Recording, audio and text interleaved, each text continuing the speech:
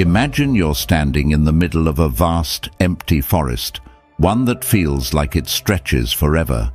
The trees are tall and unmoving, and the air is so still, it feels like the world has paused. You're shouting their name, desperately, your voice breaking with every call. But there's no response. None. The only sound that echoes back is the haunting voice of rejection, ignorance and betrayal. It's suffocating. You're not just calling out for them. You're crying out for validation, for recognition, for something, anything that says you matter to them. But all you hear is silence. Maybe you're trying to attract someone new, or maybe it's someone who once held your world in their hands and crushed it without a second thought. You've done all the work, haven't you? The chasing, the pleading, the overgiving, hoping it would change the outcome. You poured everything you had into making them see your worth, but it only pushed them further away. And now, after everything, you've arrived at this deafening phase. Silence. You've decided to go silent on them, not because you want to, but because it feels like your last card to play. But here's the truth that's eating at you. You're terrified. Terrified that silence might backfire. Terrified that instead of missing you, they'll forget you. That instead of wondering where you went, they'll move on without a second glance. You're caught in this agonizing limbo, haunted by the question, will silence make them come back, or will it push them further away? That fear, it's real and it's paralyzing. Silence isn't just a quiet decision, it's a battlefield. Every second of not reaching out feels like an eternity. Every day that passes without their name lighting up your phone feels like confirmation of your worst fears. You wonder if you've made a mistake. If your silence is just giving them the freedom to let go completely. It's a mental torture chamber, isn't it? And yet, deep down, you're clinging to the hope that this silence might be the one thing that turns the tables. But here's what we're going to do. We're going to tear into the psychology of silence, what it means, why it works, and why it doesn't. We're going to talk about real-life stories of people who've faced this exact fear, and what happened when they embraced silence. This isn't about sugar-coating or false promises. This is about understanding the power and the cost of going silent. Because silence, when done right, isn't just about making them notice you. It's about reclaiming your power and forcing them to confront the emptiness your absence creates. Stay with me. This isn't just a video, it's a revelation. By the end of this, you'll see silence for what it truly is, not a gamble, but a weapon. A weapon that, when wielded with wisdom and strength, changes everything. If this hit you, if even a part of you felt seen, understood, or called out, don't let this message stop here. Think about how many nights you've stayed up, how many times you've scrolled through social media, searching for answers, for closure, for hope. You're not alone in this. Someone out there needs to hear what you just heard. Someone needs this truth as badly as you did. There's someone out there, scrolling in silence, feeling the same weight, the same questions, the same pain you've carried. And when you engage with this video by hitting like and subscribing, you're not just helping yourself, you're helping them. You're making sure YouTube shows this message to more people in deep pain, searching for answers, just like you were. Be the reason someone else finds their strength. Hit that like button, subscribe. Let's make sure no one feels lost in their silence again. Let's make this a movement. One like, one subscription, one person at a time, helping each other rise from the ashes. Because you're not just surviving anymore, you're taking control. Let's do this together. Hit like, subscribe, and let's rise.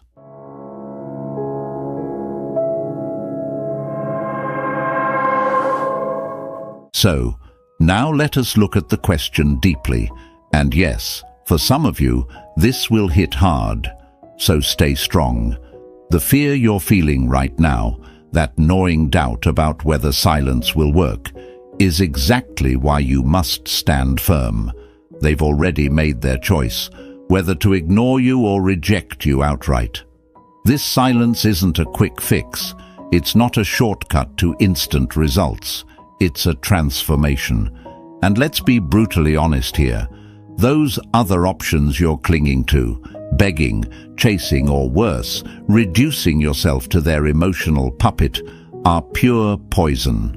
Poison for your self-worth, poison for your dignity, and poison for the future you're trying to build. Think about it. When you beg or chase, what are you really saying? You're handing over your power, saying, "My entire existence hinges on you. Without you, I'm nothing." How unattractive is that? It's like trying to light a candle with gasoline. Instead of creating warmth, it burns you down to nothing. If begging and chasing were the answer, wouldn't you already have what you're chasing? But you don't. Those actions only show them the weakest, most desperate version of you, and they will never respect that. So, what are your other options? Silence. As Epictetus said, freedom is the only worthy goal in life. It is won by disregarding things that lie beyond our control. Silence is your freedom. It's not about manipulating them. It's about breaking free from their grip. It's the ultimate statement of strength, a declaration that says, "I refuse to let your actions dictate my worth." And whether they come back or not is irrelevant. What matters is that you've stopped drinking the poison of desperation. Silence is not weakness. Silence is your rebirth. And my friends, I want to see you living with this energy, owning your strength, and refusing to let fear control you. Whatever the results may be, whether they come back, stay gone, or move on, you will stand strong. Your silence is not about them. It's about you reclaiming your power, your worth, and your peace. So, let me know in the comments. Drop a quick affirmation in the comments, "I stand strong," and declare it to yourself and to the world. Because in this journey, you're not just surviving, you're thriving. And now, we're going to dive deep into this question using human psychology. Trust me, this is going to be one of the most eye-opening videos you've ever watched. Stay strong and stay with me till the end, because I love talking to you, the powerful, resilient version of you, not the ghost of who they left behind. So, let's break it all down and uncover what psychology has to say about the incredible power of silence. Let's get into it. So, will they come back after you give them silence? What human psychology, and let me go a step further, what dark psychology says about this is simple. In most cases, they will. They have to. And you might be asking yourself, why? Why would they return when they made it clear they didn't care? This is where it gets interesting. Not everyone is supposed to come back, but there are 7 distinct cases where they do. Each one is rooted in human psychology, with a hint of dark psychology driving their return. Are you ready to explore these cases? Because once you understand what's truly happening beneath the surface, you'll see how silence works in ways you never expected. Let's dive into the first one. Number 1. The avoidant awakens. Oh, the avoidants. The ones who think they're untouchable, emotionally self-sufficient, and above the vulnerabilities of connection. If you've ever loved an avoidant, my heart goes out to you because, my friend, it's one of the saddest battles to fight.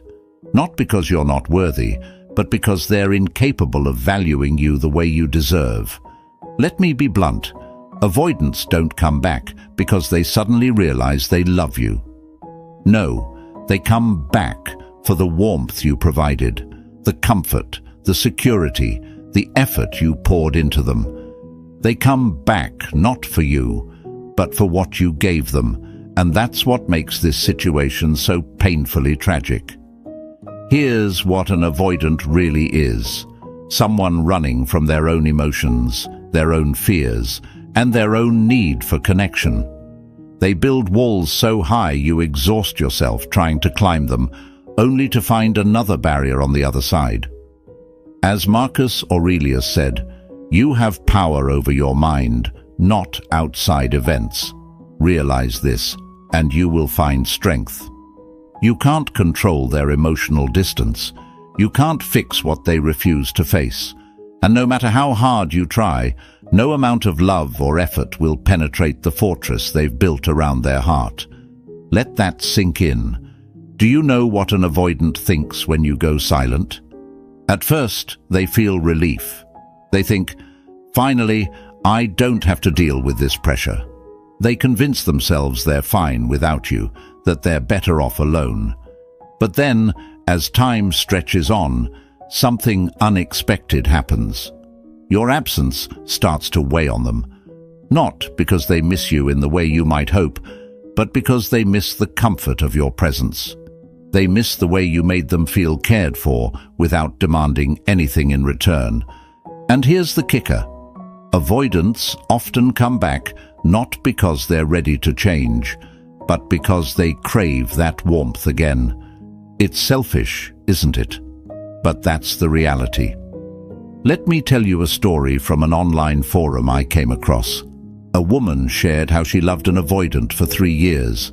She poured everything into him: patience, understanding, endless second chances. When she finally went silent, he came back 6 months later.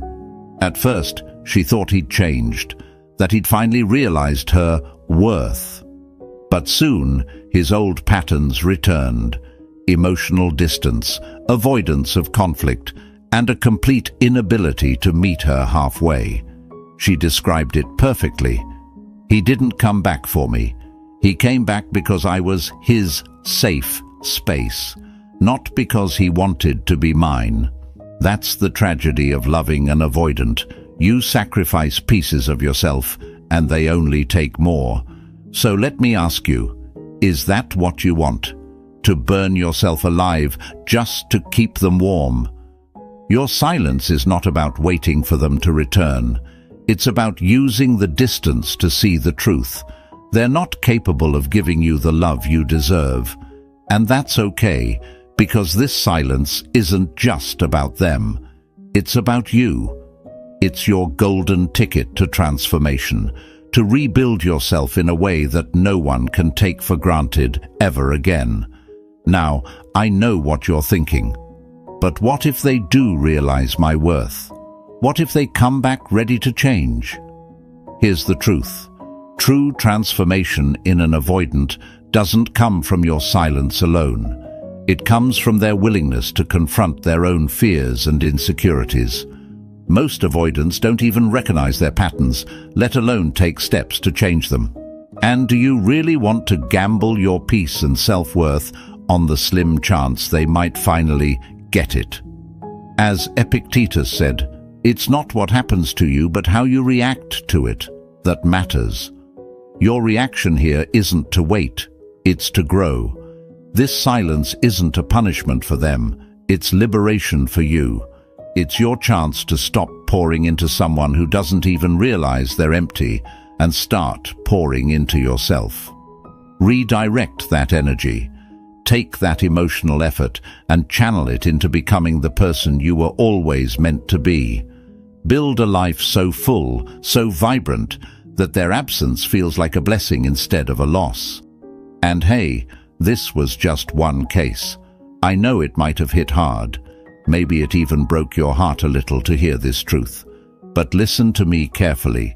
Not everyone is an avoidant. That is why there are 6 more cases. Not every story ends like this. So don't lose hope. Stay with me, because what's coming next might just be the piece you need to hear. But for now, I want you to focus on this. Silence is not weakness. It is strength. It's not about manipulating them. It's about reclaiming yourself. Write this in the comments. I choose myself first. Say it, believe it, and let it guide you. Your silence isn't a waiting game, it's a transformation, and you're worth every moment of it. Number 2. The sensation seeker. Oh, another one. This time, it's not the avoidant, but someone who is almost just as exhausting. The sensation seeker. This person isn't running away from emotions like the avoidant. They're chasing something, always chasing. But what they're chasing isn't love, stability, or connection. No, they're chasing excitement, thrills, and the rush of the new. And here's the brutal truth. For a sensation seeker, it's never about you. It's about the high they get from the chase, the novelty, the challenge. They live for the thrill of the game, and the second the game feels too easy, they're gone. This is the person who thrives on mixed signals. One day they're all over you, whispering sweet words and making you feel like you're the only person in the world. The next day, cold, distant, like you barely exist. They're not pulling away because they're unsure of their feelings. They're pulling away because they need to feel the thrill of you chasing after them. It's a pattern, a twisted cycle of hot and cold, and let me tell you, it's exhausting. As Friedrich Nietzsche said, he who cannot put his thoughts on ice should not enter into the heat of dispute. Sensation seekers cannot sit still long enough to reflect, to connect deeply, or to value what they have. They crave heat, excitement, and the adrenaline rush of knowing they've captured someone's attention. But here's where it gets interesting. When you go silent, when you stop reacting to their hot and cold games, they're thrown completely off balance. Your silence disrupts their cycle. It denies them the fuel they need to keep playing the game.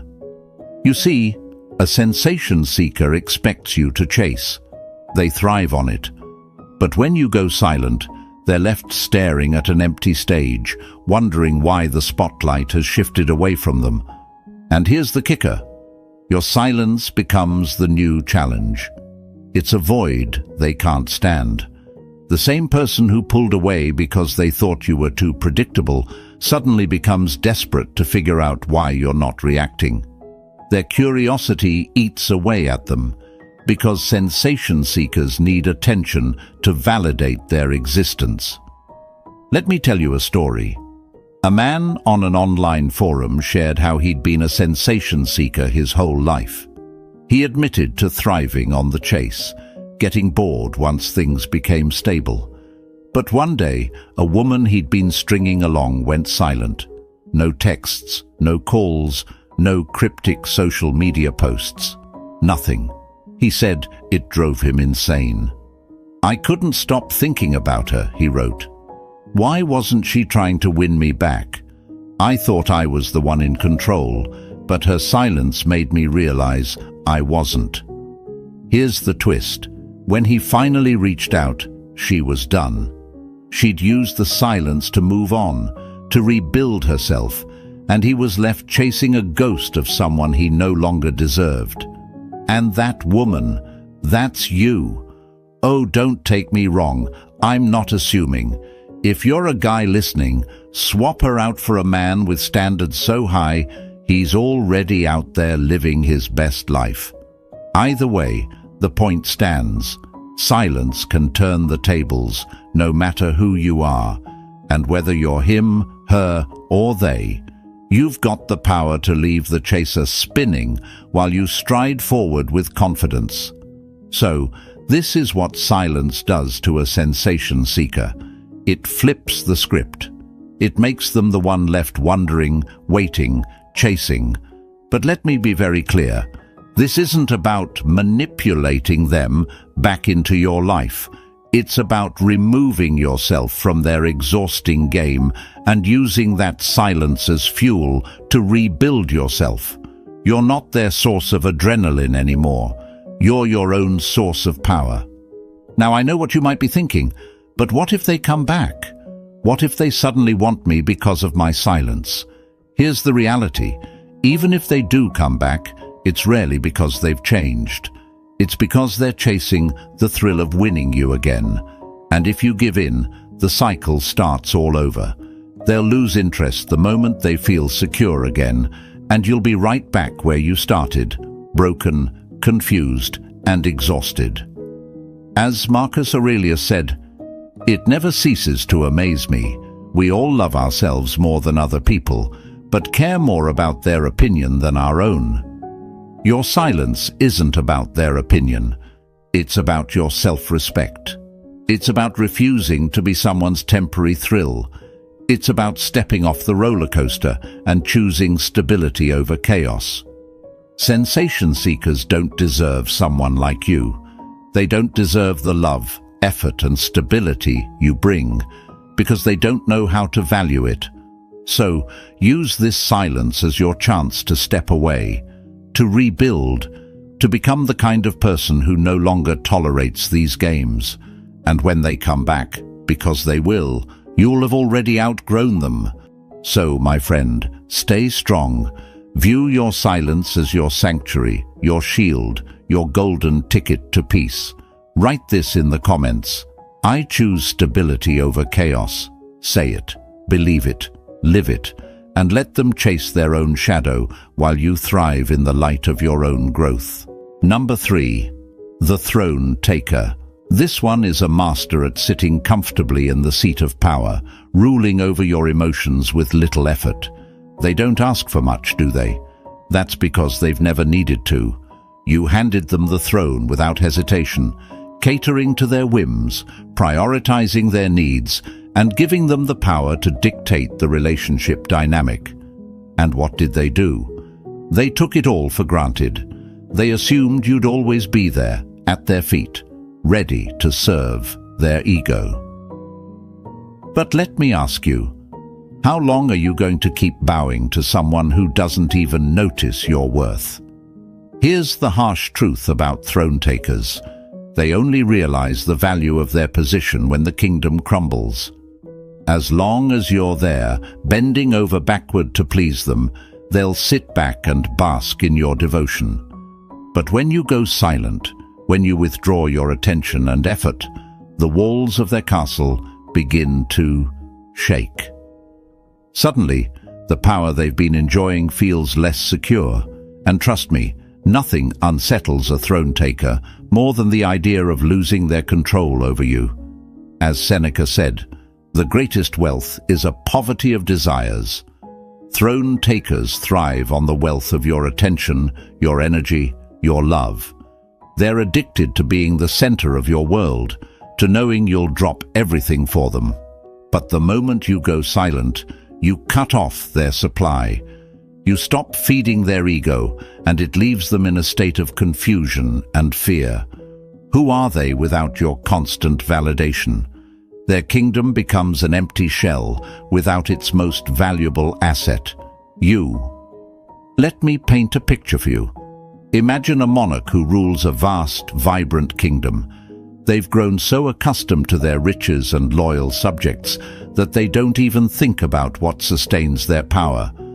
Then, one day, their people quietly leave. No rebellion, no warning, just an exodus. The once thriving kingdom is now barren, and the monarch is left on their throne, staring out over empty lands. That's what happens to a throne taker when you go silent. They sit there, stunned, wondering where their power went. But let me be clear, throne takers don't come back because they suddenly realize they love you. They come back because they fear losing the comfort of control. They miss the way you bent over backward to keep them happy. They miss being the center of your universe. And this is where you need to stand firm. Do not let their return fool you into thinking they've changed.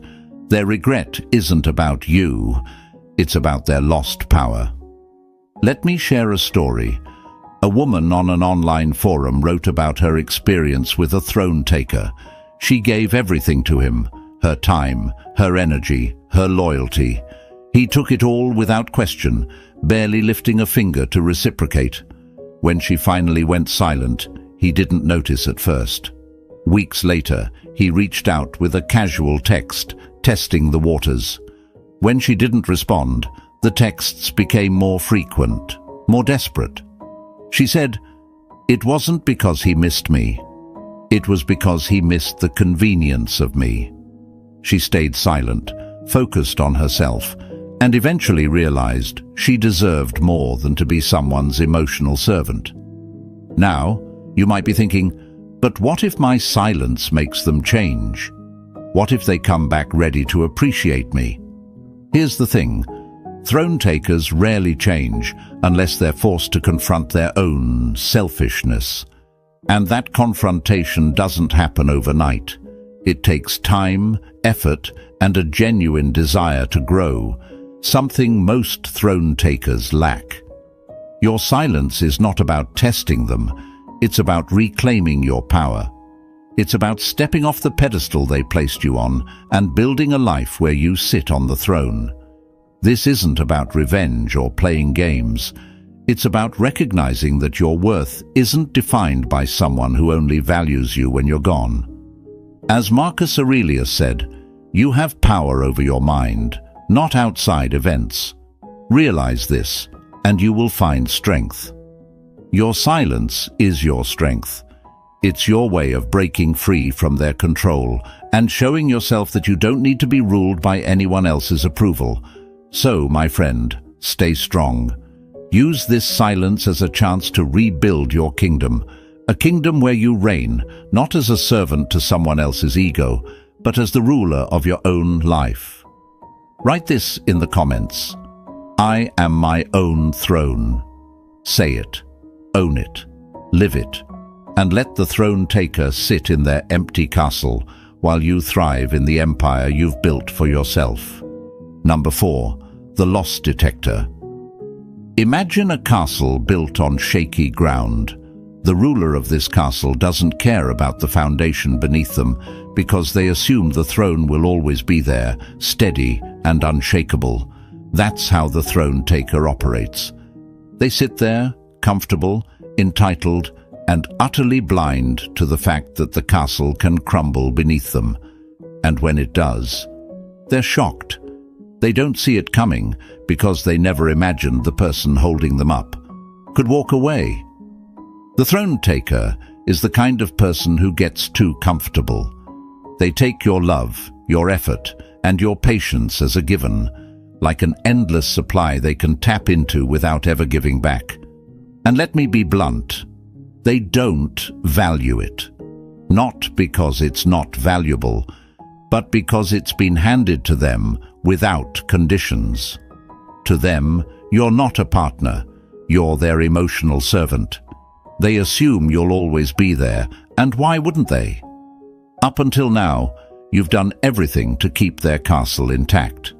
As Marcus Aurelius said, reject your sense of injury, and the injury itself disappears. Silence is how you reject the role they've placed you in. It's not about punishing them, it's about reclaiming your seat at the table of your own worth. Throne takers thrive on the belief that they control the dynamic, but when you go silent, you shatter that illusion. Suddenly, the foundation beneath their comfortable seat is gone, and they're left scrambling, wondering what happened. Here's the thing about throne takers. They rarely notice your value until it's gone. When you stop being their endless source of validation, when you stop holding their castle together, they feel the void. At first, they might not care. They might even dismiss it, thinking, oh, they'll come back. They always do. But as time passes and you remain silent, their comfort turns to discomfort. The silence becomes deafening, and they start to feel the cracks in their throne. Let me tell you a story. A woman on an online forum shared how she'd spent years bending over backward for a man who took her for granted. She cooked, cleaned, and supported him emotionally while he treated her like an afterthought. One day she decided she'd had enough and went completely silent. No calls, no texts, no nothing. At first he didn't even notice. Weeks passed and suddenly he started reaching out. He called, left messages, even sent flowers. Why? Because her absence shook the very foundation of his comfortable world. But by the time he realized her value, she'd already moved on, building a life where she was the queen of her own castle. That woman could be you. Or, if you're a man listening, swap her out for a king who finally walked away from a throne taker who didn't deserve his loyalty. Either way, the principle is the same. Silence strips them of the power they thought they had over you. It forces them to see the cracks in their behavior and confront what they've lost. Now, I know what you're thinking. What if they don't notice? What if they never come back? Here's the hard truth. It doesn't matter. Throne takers only notice when their comfort is disrupted, but whether they come back or not isn't your concern. Your silence isn't about them. It's about you. It's about no longer being the foundation for someone who refused to build with you. It's about realizing that the throne they sat on was only as strong as the effort you put into it. As Seneca said, luck is what happens when preparation meets opportunity. Use your silence as an opportunity to prepare yourself for a life where you're no longer someone's servant, but your own ruler. Build your own castle, with walls so strong that no throne taker can ever make you feel small again. So, stay silent. Stay strong. Let the throne crumble beneath them while you rise higher than they ever thought you could. Write this in the comments. I build my own castle. Say it. Believe it. And let them sit on their broken throne while you move on to a life where you are the ruler of your own worth. Number 5. The ego bruised. Imagine a mirror shattered into pieces, and each shard reflects a fragment of someone's ego. That's what you're dealing with when it comes to the ego bruised. This person's self-worth isn't rooted in their character, their values, or their achievements. It's tied to how much control they have over you.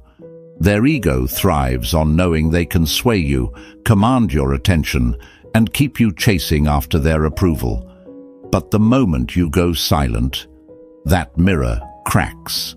And let me tell you, nothing terrifies an ego-driven person more than losing the reflection of their power. The ego bruised is the person who doesn't miss you.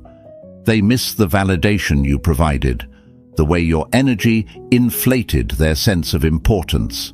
Every text you sent, every effort you made was like fuel for their fragile self-image. They weren't interested in meeting your emotional needs. They were too busy feeding their own. And now, with your silence, their fuel tank is empty, and their fragile ego is left exposed. As Epictetus said, it is impossible for a man to learn what he thinks he already knows. The ego bruised doesn't see your worth when you're there, because they've already convinced themselves they're the center of your universe. But when you go silent, you force them to confront a reality they're not ready for. They're not as important to you as they thought. Your silence isn't just quiet. It's a rejection of their control, a shattering of the mirror they've been admiring themselves in. Let me give you an example. I read a story online about a man who admitted to being driven by his ego in relationships. He thrived on being chased, loved the attention, but never reciprocated. One day, a woman he'd taken for granted went completely silent. No messages, no calls, no reactions to his bait. He wrote, "It drove me crazy. I couldn't understand why she stopped. I thought I had her wrapped around my finger." That silence bruised his ego so deeply that he started chasing her, trying to regain the validation he thought was his right. But by then, it was too late. She had moved on, and his ego was left in ruins. Here's the truth. Silence is kryptonite to the ego bruised. It strips away their illusion of control and leaves them grasping at nothing. But let me be clear, this isn't about revenge. It's not about punishing them. It's about freeing yourself from their manipulation and reclaiming your peace. Silence forces them to confront their own emptiness while giving you the space to rebuild your strength. Now you might be wondering, what if they come back? What if their bruised ego makes them chase me? Here's the thing, if they do, it's not out of love or respect. It's out of desperation to restore their sense of power. And that's not the kind of energy you deserve in your life. As Marcus Aurelius said, you have power over your mind, not outside events. Realize this, and you will find strength. Your silence is a declaration of that power. It says, I am no longer a reflection of your ego. I am my own person. So, let the ego bruised wrestle with their shattered mirror while you focus on building a life where you never have to dim your light for someone else's pride. Write this in the comments. I take back my power. Say it, believe it, and let the ego bruised figure out their own reflection while you shine brighter than ever. Number 6. The hot and cold player. Picture a seesaw, endlessly tipping back and forth, never finding balance. That's what it feels like dealing with the hot and cold player.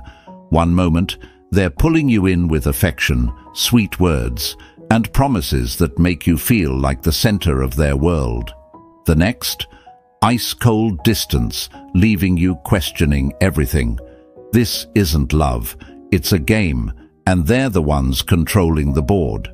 But here's the truth.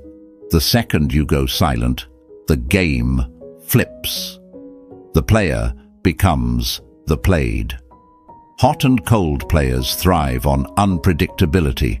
They give just enough attention to keep you hooked, then pull away to make you chase. It's a cycle designed to keep you off balance, to make you crave the warmth of their affection even more when it returns. But their attention isn't about love. It's about control. They want to know they can reel you back in whenever they choose. And when you stop responding, when you refuse to play along, you strip them of their power. Suddenly, the seesaw stops, and they're left hanging in the air, wondering where you went. As Seneca said, we suffer more in imagination than in reality. Hot and cold players use your imagination against you.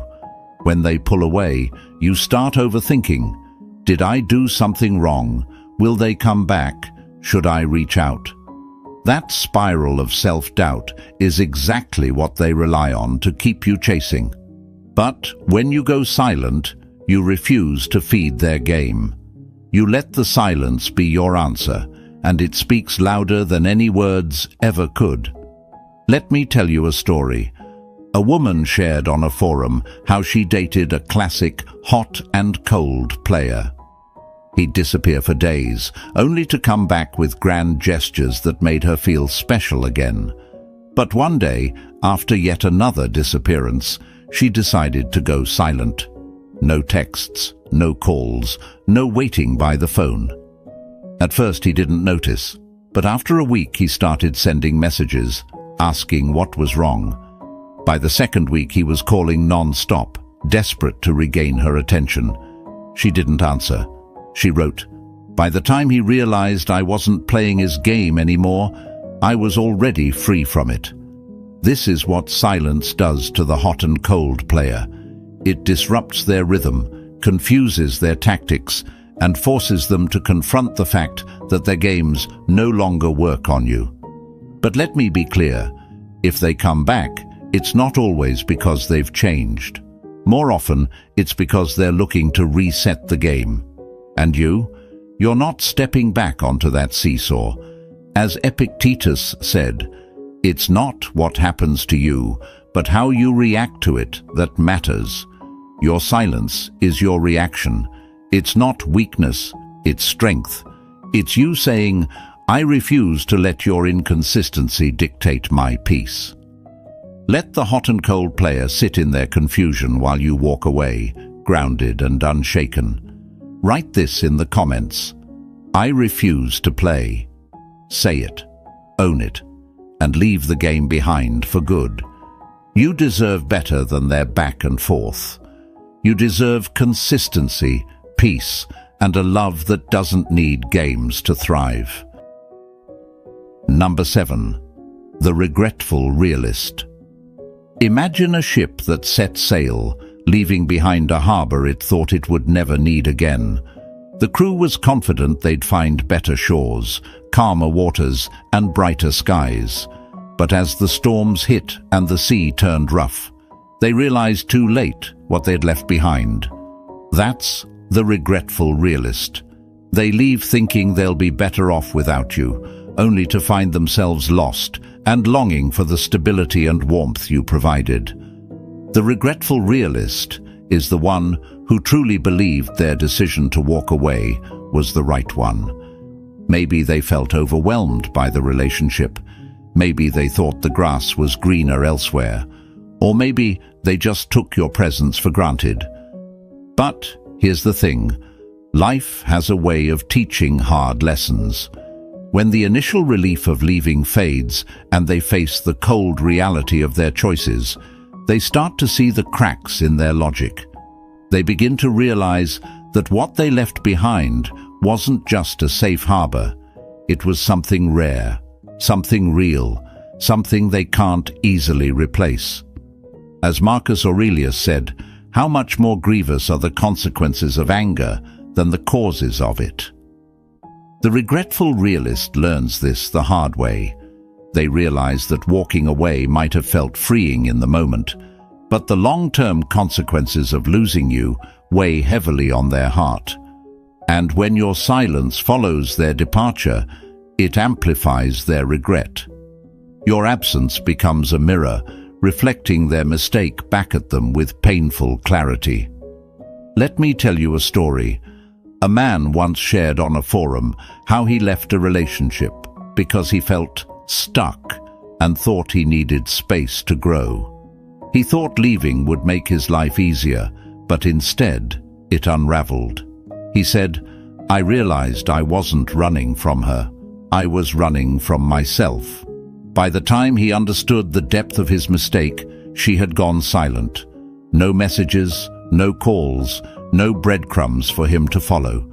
He reached out months later, full of apologies, but she had already moved on. His regret was genuine, but it came too late. Here's the hard truth about the regretful realist. When they come back, it's often because they've finally grown enough to understand what they've lost. But their timing might not align with your journey. Your silence wasn't about making them regret. It was about reclaiming your peace. Whether or not you let them back in is your decision, but let it come from a place of strength, not nostalgia. As Epictetus said, first say to yourself what you would be, and then do what you have to do. If their regret is real, they'll show it through actions, not words. And if their return doesn't align with the life you've built during your silence, you owe them nothing. Your journey forward is not an invitation for them to rewrite the past. Write this in the comments. I move forward. Say it. Believe it. Whether they come back or not, your silence isn't for them. It's for you. Let their regret stay theirs while you continue to thrive in the life you've created. So friends, after watching this video, you might be thinking, so they actually might come back? I can win them over with silence. Let me stop you right there, because if that's where your mind is, you've already missed the point. You're stuck thinking about winning them over, about using silence as a tactic to make them want you again. And let me be brutally honest. They're out here making you feel worthless, treating you like an option, and you're worried about how to pull them back. The real problem isn't them. It's what society taught you. Society tells us to use silence as manipulation, as a trick to get their attention, to play on their psychology. But this silence, it's not about them. It's not about making them miss you. It's about you. It's about reclaiming your power, breaking free from their games, and transforming into the strongest, most untouchable version of yourself. Silence isn't a tool to attract them. It's a declaration that you don't need them to validate your worth. If you're still holding on to the idea that silence is about them, you need to dig deeper into what this truly means. Watch our last video on silence, where we go deeper into this concept. It will open your eyes and shift your perspective. And hey, if you haven't subscribed yet, this is the best time to do it. Don't just listen to these truths. Make them a part of your journey. Hit that subscribe button and join this community of people rising above the noise, choosing themselves and transforming their lives. Let's rise together.